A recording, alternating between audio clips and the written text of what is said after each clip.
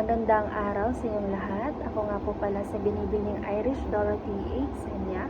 At ngayon, ating tatalakayin ang mga palatandaan ng kakapusan sa pang-araw-araw na buhay. Ngunit, bago tayo dumako sa ating diskusyon, ay nais ko munang ibahagi sa inyo ang ating mga tiyak na layunin. Una, natutukoy ang mga palatandaan ng kakapusan sa pang-araw-araw na buhay. Kalawa, na ipapakita ang pagpapahalaga sa tamang paggamit ng limitadong yaman. At pangatlo, nakagagawa ang mga mag-aaral ng malikhaing presentasyon tungkol sa pagtukoy ng mga palatandaan ng kakapusan at pagtubo nito. Ang kakapusan ay umiiral dahil limitado ang pinagkukunang yaman at walang katapusang pangangailangan at kagustuhan ng tao. Sinasabi raw na ang kakapusan ay isang kalagayan kung saan ang pinagkukunang yaman ay limitado, samantalang ang pangangailangan at kagustuhan ng tao ay tila walang hanggan. Ito ay isang pangunahing suliraning panlipunan na kinakaharap ng bawat lipunan.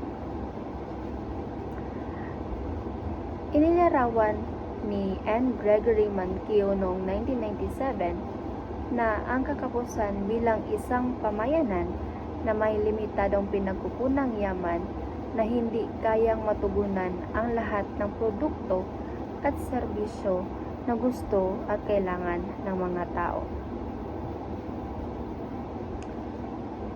Sinasabi ni N. Gregory Mankiw ay ang pamayanan daw ay may limitadong pinagkukunang yaman na hindi kayang matugunan ang lahat ng produkto at serbisyo na gusto at kailangan ng mga tao.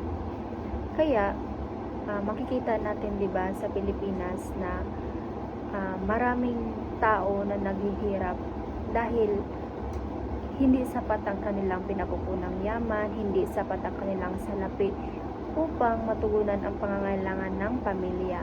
Makikita natin na hindi lahat ng miyembro ng pamilya ay nakapagtapos ng pag-aaral dahil iyan ay isang palatandaan na may kakapusan sa pamilya. Ngayon, tingnan natin kung paano umiiral ang kakapusan sa iba't ibang antas sa lipunan. Para sa antas ng gobyerno, makikita natin na ang uri ng yamang mayroon ng gobyerno ay ang yamang pinansyal. So, sa paanong paraan o palatandaan na ang gobyerno ay nakakaranas ng kakapusan? Siyempre, kapag hindi natutugunan ang serbisyong panlipunan. So, sa lipunan, ang uri ng yaman na mayroon ang lipunan ay ang yamang tao. So, paanong paraan o sa anong palatandaan natin masasabi na may kakapusan sa lipunan? Siyempre, kapag tumataas ang bilang ng walang trabaho. Sa pamilya, ang uri ng yamang mayroon ng pamilya, siyempre, ay ang yamang pinansyal. So, sa palatandaan ng kakapusan sa pamilya, ay kapag hindi sapat ang budget o may kahirapan at gutom. Sa individual, ang uri ng yamang mayroon din ng individual ay ang yamang pinansyal.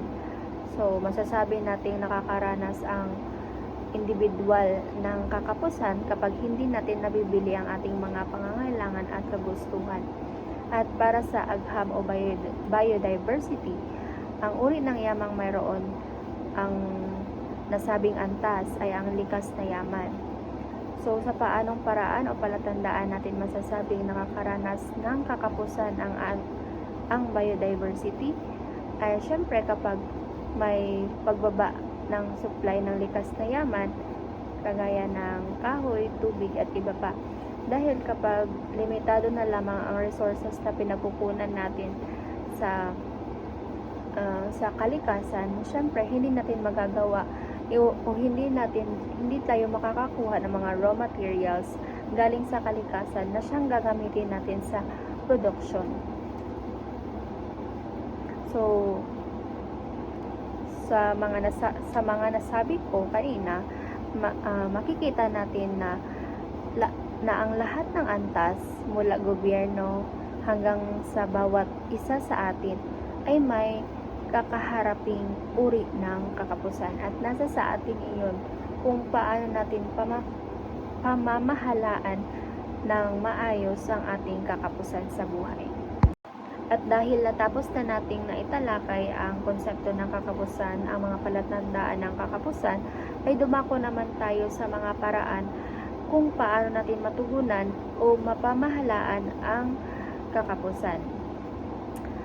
Dahil ang kakapusan ay hindi natin maaaring tuluyang alisin, may ilang paraan upang ito ay pangasiwaan. Tandaan lamang natin ang salitang puksa para hindi natin ito makalimutan. So, ang acronym na puksa ay may meaning iyan. So, ang P, pag-iingat sa paggamit ng limitadong resources. U, unahin ang mahalaga. K, kontrolin ang budget. S, sapatin ang mayroon at marunong makontento. At A, ayusin ang paggastos.